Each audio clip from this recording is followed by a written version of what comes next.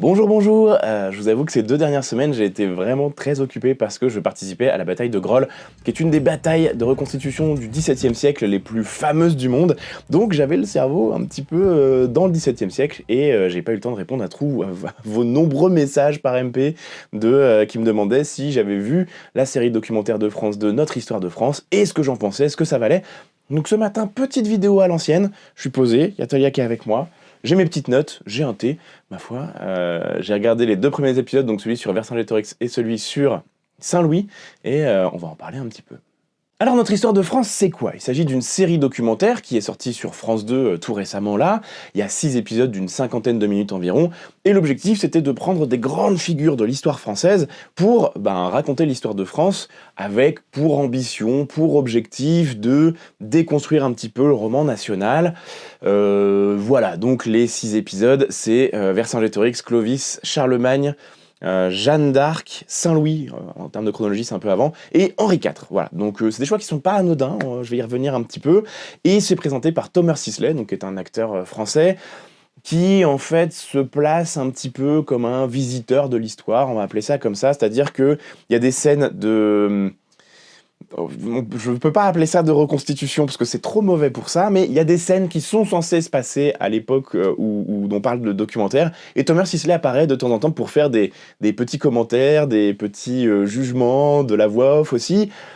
Je vais pas revenir sur la prestation de Thomas Sisley parce que chacun appréciera. Je sais qu'il y en a qui détestent, il y en a qui aiment beaucoup. C'est un choix éditorial. Voilà, moi je trouve que il en fait des caisses et ça fonctionne pas très bien, mais c'est très personnel. Et puis c'est pas forcément le sujet. Mais voilà, oui, toi t'as aimé Thomas Sisley ou pas? J'espère que vous allez pas trop l'entendre miauler, parce que généralement quand je tourne avec elle, elle miaule beaucoup.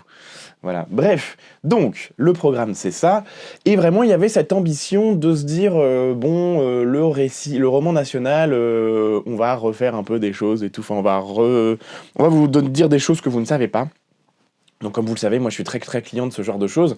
J'aime beaucoup l'histoire, j'aime beaucoup l'histoire de France aussi, mais je considère que le roman national ça n'a pas tellement de sens, et ça aussi je vais y revenir. Donc, après tout pourquoi pas, mais je vous avoue que quand la bande-annonce est sortie, j'étais un petit peu perplexe, voilà, je sentais bien que ça allait pas dans ce sens-là, voilà, très bien. Et j'ai mis du temps à les regarder, parce que comme je disais, j'étais fort occupé à faire la bagarre avec des mousquetaires. Bref, donc j'ai regardé Vercingétorix, et c'est le premier dont on va parler. Par quel bout je prends ça pour vous expliquer? En fait, déjà, il y a un premier truc, mais qui est très très courant malheureusement, c'est que on a l'impression qu'ils n'ont absolument aucune idée de ce qu'ils sont en train de montrer. C'est terrible comme truc, c'est-à-dire que ils n'ont aucune idée de ce à quoi peut ressembler un peuple gaulois, de ce à quoi peut ressembler une ville gauloise, de ce à quoi peut ressembler un chef gaulois, et de ce à quoi peut ressembler le plus grand des chefs gaulois à cette époque-là. Il y a vraiment un truc où, moi à l'écran, je voyais les mecs, et je me disais, mais c'est terrible parce que ça ne représente rien. En fait, on montre, il y a Gergovie, c'est-à-dire qu'à un moment vraiment, Thomas Sisley dit, nous sommes à Gergovie, et à ce moment-là, c'est un village gaulois qui est montré. Alors c'est Randardesca, je connais bien, le projet, c'est un projet de village reconstitué gaulois qui est en Ardèche, qui est fait par des passionnés, c'est très très chouette Randardesca, je vous le recommande si vous ne connaissez pas. Il y a un vrai travail sur l'architecture des maisons simples, sur l'artisanat, sur plein de choses, mais à aucun moment ça peut représenter une ville comme Gergovie. En fait, Gergovie, c'est une grande ville de l'époque. Il y a des rues, il y a des constructions en pierre, il y a des réserves, il y a des commerçants, voilà, c'est pas juste un petit village au fin fond des bois, ça ne fonctionne pas du tout.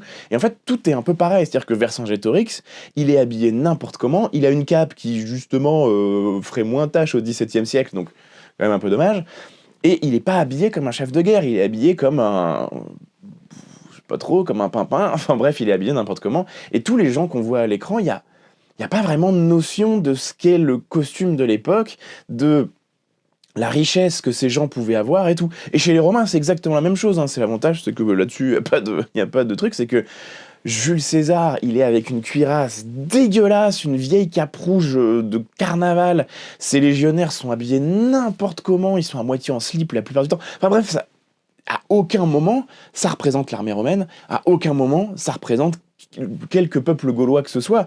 Et je dis, c'est quand même un peu dommage quand on veut mettre en avant notre histoire de France en commençant par les Gaulois, c'est quelque chose qui est discutable, mais ma foi, pourquoi pas, en termes de vulgarisation, moi ça ne me dérange pas, et de mettre en avant, en fait, quelque chose qui n'a pas de sens. Dire, voilà, ça c'est une des villes les plus célèbres de l'époque, et montrer un petit village au fin fond de la forêt, vous voyez bien qu'on a un problème. C'est un peu comme si, je sais pas, vous alliez à Trifouilly-les-Oies, au fin fond de la Normandie, il y a 50 habitants et pour 125 vaches, et que Thomas Sisley arrivait en disant « Nous sommes à Paris ». Paris, magnifique ville, voilà, t'es là genre, non, ça n'a absolument aucun sens. Donc déjà, voilà, en termes de représentation, c'est vraiment pas très bon. On voit bien qu'il y a des figurants que je connais du milieu de la reconstitution et tout ça, qui ont des costumes qui sont un peu meilleurs que les autres, mais parfois ça correspond pas à la bonne période, parce que Randaradesca, ils font pas forcément du 1er siècle avant, c'est-à-dire c'est la période de Vercingétorix et de Jules César. Et en fait, c'est noyé dans un tas de trucs qui... J'ai des poils de chat qui volent devant moi. C'est noyé dans un tas de trucs qui sont vraiment... C'est pas beau, ça représente pas les chefs gaulois de l'époque, ça représente pas ce qu'on sait des Gaulois de l'époque, ça représente pas ce qu'on sait des Romains de l'époque. Donc, déjà en termes de visuel, alors que c'est censé être le point fort du documentaire, c'est foireux. Je vais pas vous mentir, c'est super foireux, quoi. Voilà, alors après, qu'est-ce que j'ai noté ? J'ai noté le cherry picking. Alors le cherry picking, si vous savez pas ce que c'est très simple. C'est une démarche qu'on connaît très très bien en recherche historique et qui consiste en fait à prendre des micro-informations pour en faire quelque chose de grand. Et souvent, ça sert à accréditer des thèses ou des démarches qui sont très superficielles ou pas très bonnes.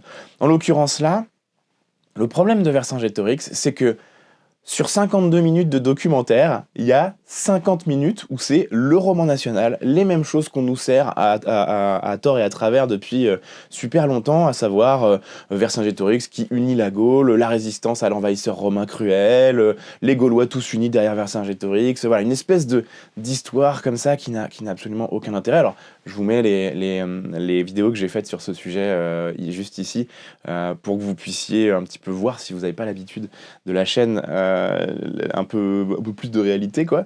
Et donc le problème, c'est que ils ont dit qu'ils allaient déconstruire le roman national, mais en fait, ils ne font que le remettre en place en ajoutant par-ci par-là des petites infos qui sont sorties du chapeau. Par exemple, et je trouve que c'est la plus emblématique, à un moment juste avant la bataille, je sais pas laquelle c'est, je sais plus si c'est Gergovie ou Alésia, on nous dit « Ah, au fait, les guerriers gaulois pouvaient avoir des relations homosexuelles. » Et t'es là genre « Bah, ok, mais ça sort de nulle part. » Non, je suis le premier à dire que c'est hyper important de questionner nos représentations, de questionner ce qu'on sait, notamment sur les mœurs sexuelles, sociales, etc. Et effectivement, comme dans beaucoup de peuples antiques, grecs, romains, notamment, l'homosexualité, ou plutôt la bisexualité chez les Gaulois semble être semble être présente. Mais vraiment, c'est sorti du chapeau de nulle part. C'est un peu comme si, là, on fait une vidéo sur notre histoire de France, et soudainement, je vous disais... Vous saviez que le fondant au chocolat, si vous rajoutez un peu plus de beurre et un œuf, c'est délicieux ? Quoi qu'il en soit, Vercingétorix, il y a vraiment ce truc de... C'est sorti de nulle part. Et du coup, c'est chiant, parce que ça questionne rien, c'est juste vraiment une espèce de... Regardez, on a fait des choses, on dit des choses différentes. Mais ça représente littéralement 2 minutes sur 50, quoi. Et forcément, c'est hyper contre-productif, parce que ça sort de nulle part, c'est vraiment ridicule. Enfin, la démarche est un peu ridicule, quoi. Donc déjà, beaucoup de ce fameux cherry-picking, c'est-à-dire de petites infos qu'on sort et qu'on balance comme ça pour dire « Regardez, on a fait des choses nouvelles !» alors qu'en fait, pas du tout. Donc un peu catastrophique déjà là-dessus. Enfin, c'est pas très... Moi, je suis pas fan du tout de ce genre de choses. Voilà. Il y a des affirmations, mais vraiment, je suis là genre, mais sans déconner. La première affirmation qui m'a rendu fou, c'est au tout début. Je crois qu'à un moment, ils disent... c'est Thomas Cecilia qui dit... Les Romains importaient beaucoup de vin en Gaule, ça c'est complètement vrai. Et en fait, c'est très calculé. C'est pour faire en sorte que les Gaulois soient toujours bourrés et qu'ils soient plus faciles à battre. Et en fait, c'était une stratégie de Jules César pour battre les Gaulois. C'était d'importer beaucoup de vin pour qu'ils soient bourrés. Et j'étais là genre... Quoi ? Ça n'a aucun sens. Désolé, chat, j'ai crié. Et je dis, ça n'a aucun sens, en fait. C'est-à-dire que déjà, les Gaulois n'ont pas attendu les Romains pour importer du vin, que ce soit de Grèce ou d'Italie. Ils n'ont pas attendu les Romains pour se la coller avec de la bière, avec divers alcools, avec plein de trucs et tout ça. Ça n'a absolument aucun sens. Ce qu'on sait, c'est que Oui, les Gaulois aimaient beaucoup le vin importé d'Italie, ils en consommaient énormément. À l'époque, le vin romain, il se coupe à l'eau. C'est un vin qui est beaucoup plus lourd que celui dont on a l'habitude nous. Et les Gaulois avaient tendance à ne pas le couper à l'eau, et ce qui leur faisait une réputation de gens un petit peu portés sur la boisson, si vous voyez ce que je veux dire. Mais de là à dire que Jules César faisait importer du vin en Gaule pour que les Gaulois soient bourrés et qu'ils soient plus faciles à conquérir, ça n'a aucun sens. Il y a plein d'affirmations comme ça qui sortent de nulle part, du chapeau de Thomas Sisley comme ça, et mais moi je m'arrachais les cheveux devant le truc, c'était vraiment vraiment ridicule. Voilà, je pense que j'ai un peu fait le tour. Au final, il y a absolument rien de nouveau, c'est-à-dire que c'est le même genre de docu qu'on nous sort à peu près tous les 3 ans, tous les 4 ans sur les Gaulois, sur machin, sur truc, avec de la très très mauvaise reconstitution, où pour filmer une bataille, il y a 5 mecs d'un côté, 5 mecs de l'autre qui se tapent dessus sans aucune idée de ce qu'ils sont en train de faire, ni même de comment on se bat. Voilà, Vercingétorix qui a une épée à 2 mains, qui a pas de bouclier. Bref, vraiment c'est dégueulasse à tout point de vue, et c'est la même merde qu'on nous ressort à toutes les sauces depuis des années et des années. Mais personnellement, je trouve ça un petit peu dommage. Sur Saint-Louis, on va pas se mentir, ça va être exactement la même chose. Déjà, moi, il y a un truc qui m'a un peu interrogé, c'est pourquoi le choix de Saint-Louis, en fait. C'est-à-dire qu'on a, dans les 6 documentaires de notre histoire de France, c'est quand même un choix qui est éminemment religieux, dans le sens où on a la figure de Vercingétorix, qui est un peu fondatrice.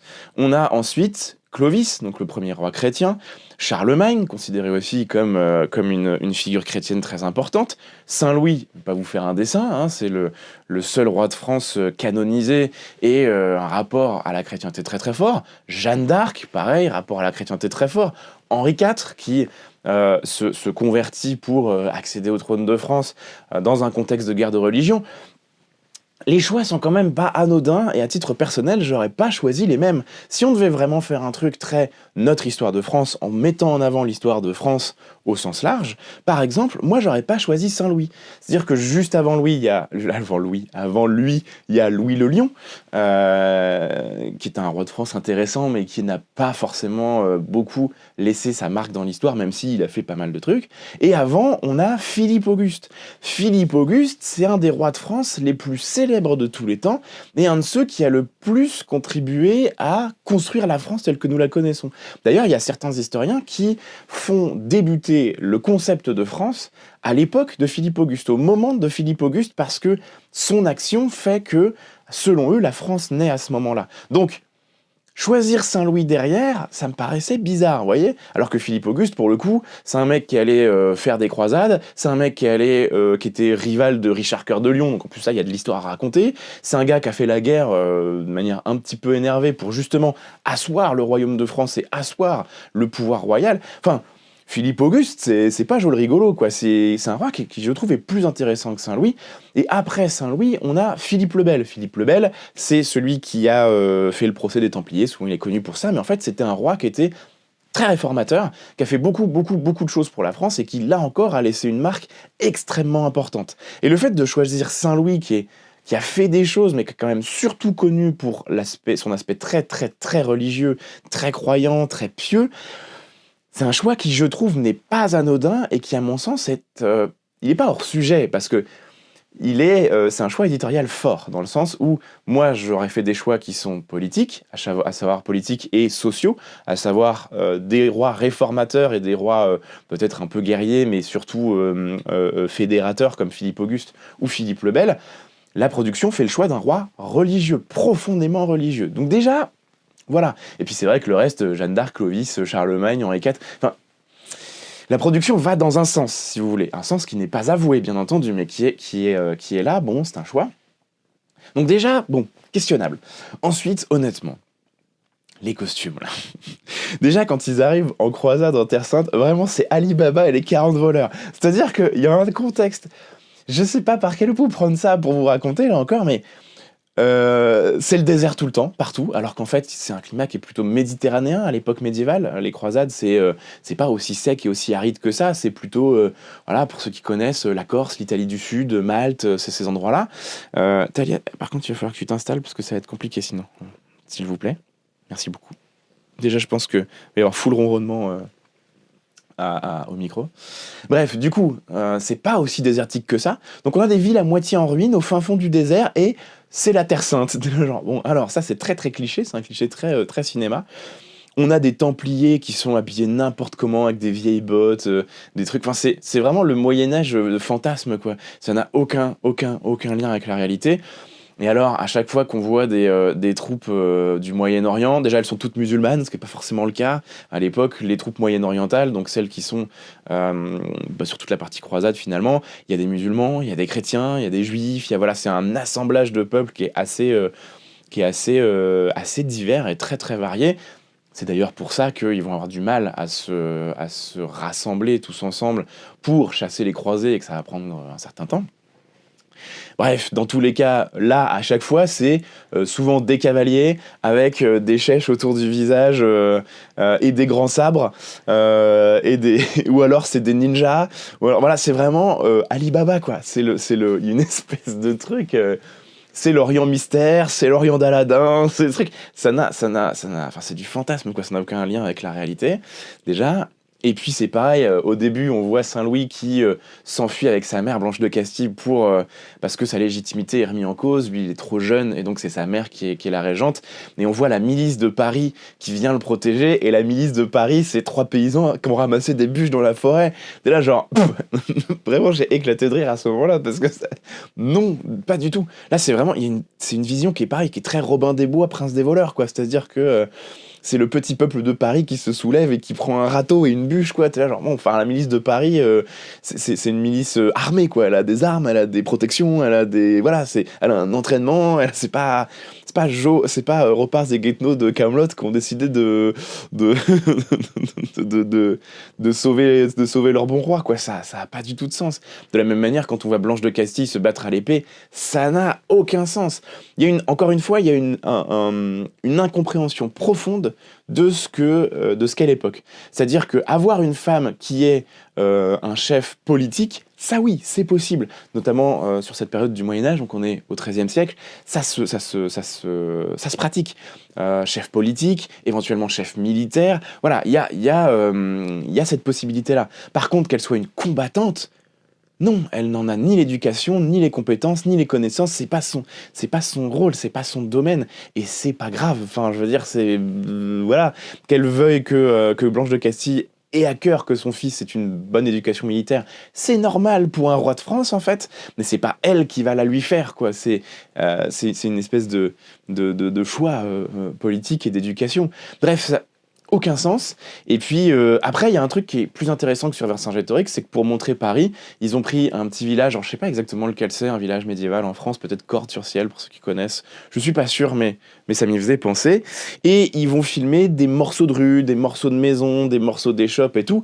Il y a un petit côté fantasme, les costumes sont pas terribles, mais au moins ça peut simuler les rues de Paris, ça va, c'est pas dramatique comme sur Vercingétorix, mais voilà, globalement c'était pas terrible. Voilà, les costumes font très Puy du Fou au final, hein, c'est-à-dire que tout le monde a l'air très gentil, tout le monde a l'air très... voilà. Maintenant, ils sont propres, ils sont colorés, ils sont variés, c'est déjà vachement mieux que ce qu'on voit d'habitude, donc pour moi, c'est plutôt un bon point pour la série, même si c'est vraiment n'importe quoi. Les costumes militaires, c'est ni fait ni à faire. En fait, la notion de comment on représente une personne riche à l'époque, comment on présente une personne pauvre, en fait, elle est inexistante, mais parce qu'en fait, je pense que les gens ont simplement pas la connaissance de ça. Et donc, le roi de France, il est vraiment habillé n'importe comment. Enfin, vraiment, son armure, elle est dégueulasse. Son casque, n'en parlons même pas. Son épée, il a une vieille épée à 2 mains qui n'existait pas du tout à l'époque. Enfin, vraiment, voilà, c'est ridicule. Les Templiers, c'est pas mieux. Enfin, bref, c'est pas terrible. Il y en a une qui en profite, là.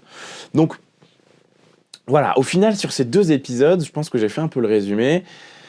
Pour moi, c'est la même merde qu'on nous sert depuis toujours. Il n'y a pas de remise en question du roman national, il n'y a pas de nouvelles infos, il n'y a même pas de finesse dans l'écriture. Et c'est ça que je trouve terrible, c'est que j'ai regardé beaucoup de Secrets d'Histoire, on a fait beaucoup de reacts de Secrets d'Histoire en live, et Secret d'Histoire, c'est très inégal. Il y a des épisodes qui sont très mauvais, d'autres qui sont excellents. Par exemple, l'épisode sur Vercingétorix est très mauvais, celui sur Ragnar Lodbrok est très mauvais, celui sur D'Artagnan est un bijou. J'hésite pas à le dire, celui sur D'Artagnan, il est très bien fait, les costumes sont pas parfaits, mais très acceptables, l'écriture est très bonne, etc. Et en fait, j'ai eu l'impression, en regardant notre histoire de France, de voir du mauvais secret d'histoire. Oui, du mauvais secret d'histoire. C'est-à-dire qu'en fait, secret d'histoire, ça fait quand même des années et des années qu'ils font ça. Et il y a une maîtrise de l'écriture, il y a une maîtrise du rythme, il y a une maîtrise de ce qu'on raconte ou pas, etc. C'est beaucoup plus riche, c'est très riche un secret d'histoire finalement. J'hallucine de devoir défendre secret d'histoire face à notre histoire de France. Et notre histoire de France, c'est très très pauvre. Le récit n'a pas, c'est assez mal construit, c'est pas terrible. C'est beaucoup de clichés, c'est beaucoup d'informations sorties d'on ne sait où. C'est pas terrible. Alors, on a l'intervention d'historiens et d'historiennes, d'archéologues aussi notamment, qui sont des gens très compétents, très bons, qui donnent des informations qui sont très correctes. Mais c'est toujours pareil en fait. Quand vous avez des historiens, des historiennes dans ce genre de choses, on leur donne pas le cut final, on leur donne pas le propos final, etc. On se sert de ce qu'ils disent et de leur existence pour se donner du sérieux.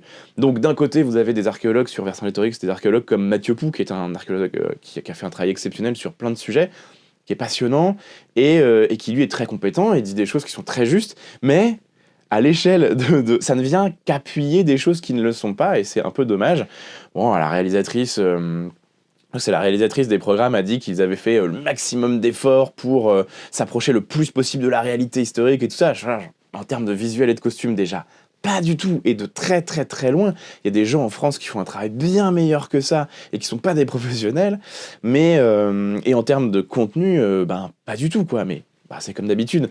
Je vous le dis souvent, hein, les promesses des réalisateurs, c'est comme les promesses de certaines personnalités politiques. Ça n'engage que les gens qui y croient. Voilà, et généralement, c'est pas terrible. Voilà, donc. Faut quand même pas oublier que, je vais vous le répéter autant de fois que nécessaire dans les prochains temps, des documentaires, ce sont des films.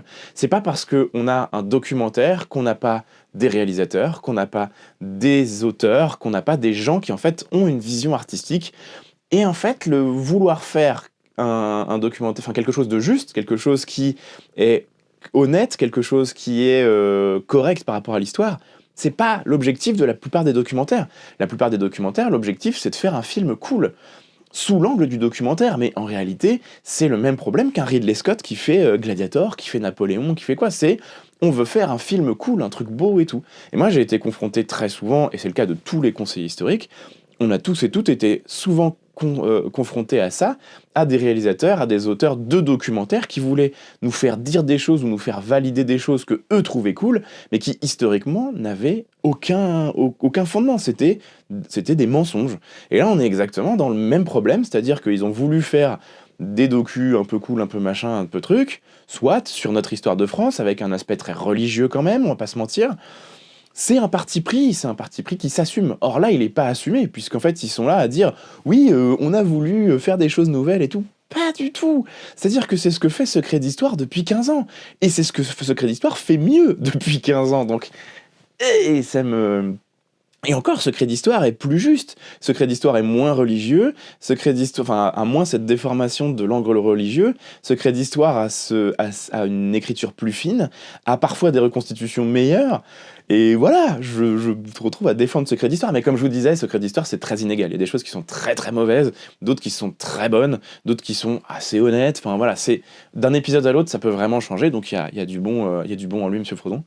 Et voilà. Donc là, effectivement, on est sur quelque chose qui, moi, c'est la même merde, en fait. Hein. C'est-à-dire que c'est classic shit qu'on nous ressort tous les 3 ans en nous disant « c'est novateur » et tout. Il y a un truc, je trouve, c'est de l'histo-washing. C'est-à-dire qu'on va vendre ça en disant « ouais, on a fait beaucoup de recherches historiques, on a beaucoup bossé le sujet et tout. » Alors qu'en fait, moi, je regarde ça et je suis là genre « non, vous avez ouvert Wikipédia, peut-être, à la limite, quoi. Vous avez cherché 2-3 trucs dans des livres, mais qui sont chiants et puis c'est tout, quoi. » Donc c'est pas terrible. Après, c'est vrai que c'est très tendance de faire des choses sur l'histoire de France actuellement. Et moi, ça me va parce que voilà, je suis passionné d'histoire de France aussi et c'est pour ça que cette chaîne existe. Qu'est-ce que tu nous fais, chat? Mais il y a souvent beaucoup de malhonnêteté dans la démarche, dans la manière dont c'est présenté. Il y a un truc en ce moment que je vois beaucoup tourner, c'est un spectacle qui s'appelle Raconte-moi la France, qui va être joué d'abord à Clermont-Ferrand et tout, et qui veut raconter l'histoire en 2 heures, etc. Et moi, j'ai regardé leurs vidéos et je suis là genre, bah ouais, mais pareil, c'est la même merde, quoi. C'est-à-dire que... ça raconte ce que tout le monde sait déjà de la France, quoi. Donc c'est déjà un peu chiant. Et puis ça se dit, oui, on fabrique tous les costumes et les accessoires en France, machin et tout. Et moi, je vois à l'image et je vois les casques et les armures et les costumes industriels que moi j'achète pour certaines illustrations de vidéos. Je connais les fournisseurs, c'est fabriqué en Inde ou au Pakistan et tout. Et donc on a une démarche qui est profondément malhonnête. De la même manière que là, quand notre histoire de France nous dit, ouais, on a fait beaucoup de recherches, machin et tout.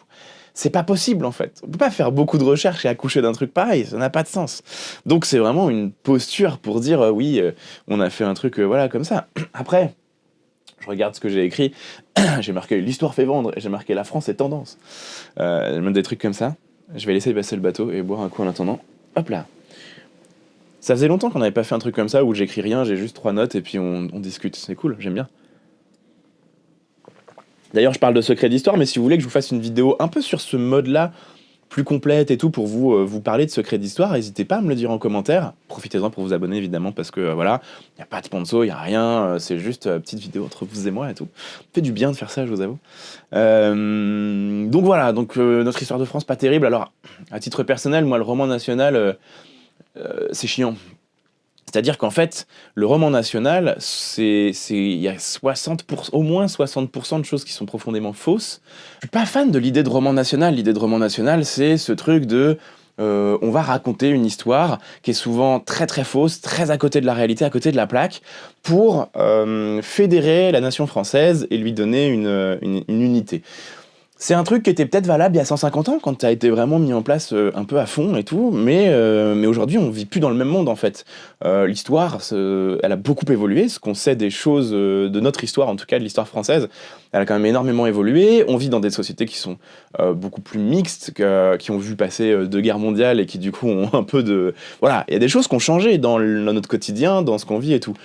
Et à titre personnel, je comprends tout à fait qu'on ait besoin, en termes d'identité, d'avoir un récit commun, voilà, sur lequel on va travailler, on va s'appuyer, on va s'inspirer, etc. Mais pas un roman. Un roman, c'est vraiment... je trouve que la notion de roman national, on va partir dans tous les sens, on va raconter n'importe quoi, etc. Et ça me gêne. Avoir un récit, c'est-à-dire se poser la question de comment est-ce qu'on raconte l'histoire française pour qu'elle soit compréhensible et accessible à tous et toutes, et qu'elle ne soit pas excluante, parce que souvent le roman national c'est un peu excluant, mais c'est normal, ça a été construit il y a 150 ans, il y a un temps où la France n'était pas ce qu'elle est aujourd'hui. Voilà, donc construire un récit national, je trouve ça intéressant, mais d'autant plus que, faut quand même pas, on va pas se mentir, le roman national ne représente en rien la France, c'est pas la France. Aujourd'hui, on a suffisamment de sources historiques pour savoir que le roman national, il est complètement pété. Et donc, dire qu'on aime la France en s'appuyant sur le roman national, pour moi, ça n'a aucun sens. C'est dire qu'on aime la glace au chocolat, alors que, en fait, c'est un gâteau au potiron. Ça n'a pas de sens, quoi. C'est-à-dire que, je sais pas si c'est assez clair comme je l'exprime comme ça, mais en fait, aimer la France en se basant sur une image de la France qui n'existe pas et qui n'a jamais existé au final, bah c'est dommage. Alors que, et c'est ça qui est cool, c'est que l'histoire de France, elle est beaucoup plus riche, elle est beaucoup plus complexe, elle est beaucoup plus, voilà, elle est beaucoup plus cool. En réalité, la vraie histoire de France, au-delà du roman national, c'est beaucoup plus cool. C'est des gens qui ont fait des choses incroyables, même des petites personnes. Il y a des milliards d'histoires de gens comme vous et moi qui ont fait des trucs de fous, qui ont marqué l'histoire, mais qu'on va occulter au profit des grands personnages. C'est voilà, des procédés, de l'artisanat incroyable, des costumes de fou, voilà, c'est... Est-ce que tu veux bien t'installer, Talia? Pour moi, il y a un truc à faire, en fait. Il y a un truc à faire du récit peut-être national, d'un récit commun, mais qui soit pas mensonger, parce que en fait, il serait beaucoup plus beau, beaucoup plus vendeur, beaucoup plus appréciable, et surtout beaucoup plus inspirant, en fait. L'histoire est hyper inspirante, et tout le monde peut trouver une inspiration pour sa propre vie, etc. Et c'est ce que je vous dis souvent. Mais le roman national, par essence, ne peut pas faire ça. Voilà. Et c'est un peu dommage. Voilà. Je trouve qu'il y aurait peut-être un entre-deux à faire entre une espèce de déconstruction totale qui moi, me plaît pas plus qu'un roman national complètement mensonger, quoi. Je pense que, comme souvent, la réalité elle se situe un peu au milieu. Enfin, l'idéal se situe un peu au milieu. Et voilà, je sais que tout le monde n'est pas d'accord avec ça. Il y a des gens qui sont très attachés au roman national. Je trouve ça dommage. Il y a des gens qui sont dans le rejet complet de ça. Je trouve ça dommage aussi. Et voilà, je pense que Je pense qu'il y a moyen de faire des beaux documentaires, qui soient de la belle vulgarisation, sans pour autant tomber dans des choses qui soient fausses, qui soient inaccessibles, qui soient incompréhensibles, etc. Je veux dire, on est sur YouTube ici, j'ai plein de collègues qui font un travail fantastique en termes de documentaires, que ce soit plus ou moins long, de vidéos accessibles et tout. Ça montre bien que c'est possible, ça montre bien qu'il y a une autre voie qui est possible que celle de ce roman national très mensonger, très religieux, qui au final touche une petite partie de la population. Voilà, quelque chose dans lequel on puisse tous et toutes se retrouver et qui, moi, me plairait bien. Voilà, c'était ce que je voulais vous dire aujourd'hui.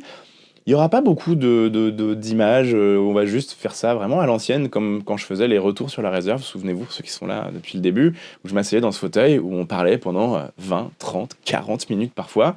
Il n'y avait quasiment pas de montage, et voilà, moi ça me fait du bien de refaire des vidéos aussi, non écrites, où juste on se parle, je vous transmets mon avis, je vous transmets des pistes de réflexion aussi, et puis voilà, n'hésitez pas à faire de même en commentaire.